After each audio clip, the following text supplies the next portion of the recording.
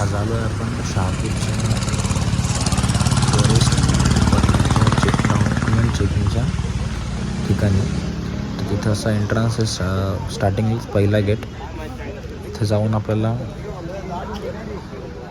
पॅनलवर आपला chest नंबरनुसार table बघा. त्यानंतर असे तंबू आहेत, आतमध्ये बसायची एकदम चांगली सोय आहे. विद्यार्थ्यांची हलगर्जी काहीच होत नाही आणि पूर्णपैकी अधिकारी नीट समजावून सांगतात डॉक्युमेंट्स कोणते लावायचे, कसे लावायचे.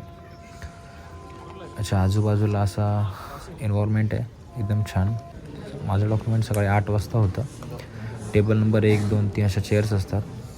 गर्दी नाही आहे, त्यामुळं डॉक्युमेंट एकदम सुरळीत होतात. जर एखादं डॉक्युमेंट राहिलं तर आपल्याला PDF पण काढून भेटते.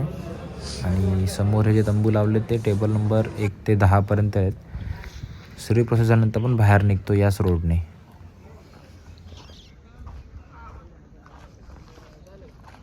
यस,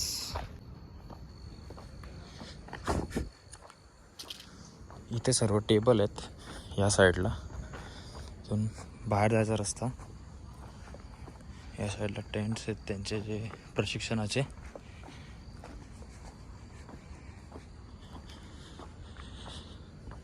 सकाळी 8चं डॉक्युमेंट होतं.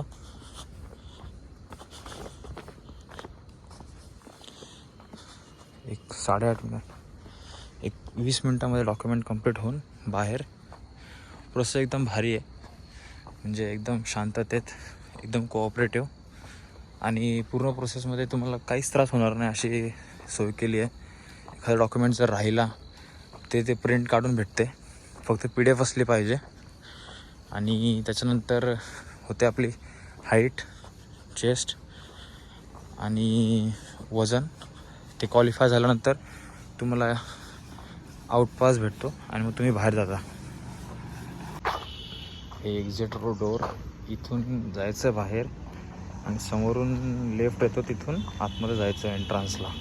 डॉक्युमेंट चेकिंग झाल्यानंतर आपण निघालो आहे आता शहापूरच्या ट्रॅककडं. तर आपल्याला जाऊन बघायचं आहे की ट्रॅक कसा आहे प्रत्यक्षात आणि किती लांब आहे. तर मॅपनुसार तो ट्रॅक आपल्याला दाखवतो आहे 25 किलोमीटर, ज्या ठिकाणी आपलं डॉक्युमेंट झालं तिथून.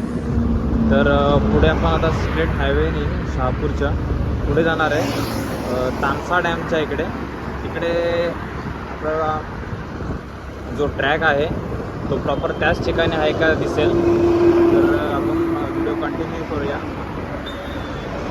नाशिक जो हायवे तो सोडून आपल्याला लेफ्ट मारायचा सर्व्हिस रोडला.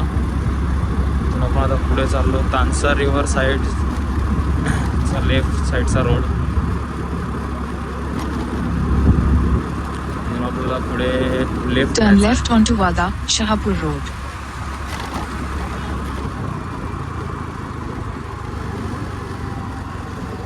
तानसा धरण 12 kilometre. Continue on Wada, Shahapur Road for 16 kilometers.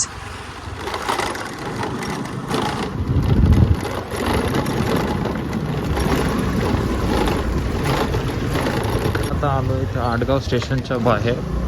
जर कोणी यायचं असेल तर इथून आडगाव स्टेशनच्या दसऱ्याच्या आधी आडगाव स्टेशन येतं, त्याच्या तिथे उतरून मे टॅक्सी किंवा गाडी भेटेल शकते तिकडे जायला. पुढे कंटिन्यू करू. सो आता आपण पोचतो आहे ट्रॅकवर शहापूरच्या. भिवंडीपासून 45 किलोमीटर डिस्टन्सवर ट्रॅक आहे आणि फायनली आपण ट्रॅकवर पोचलो आहे. इथून ट्रॅक सुरुवात होते ट्रॅकची.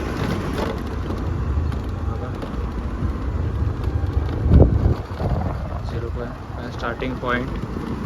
प्रॉपर स्ट्रेट रूट आहे.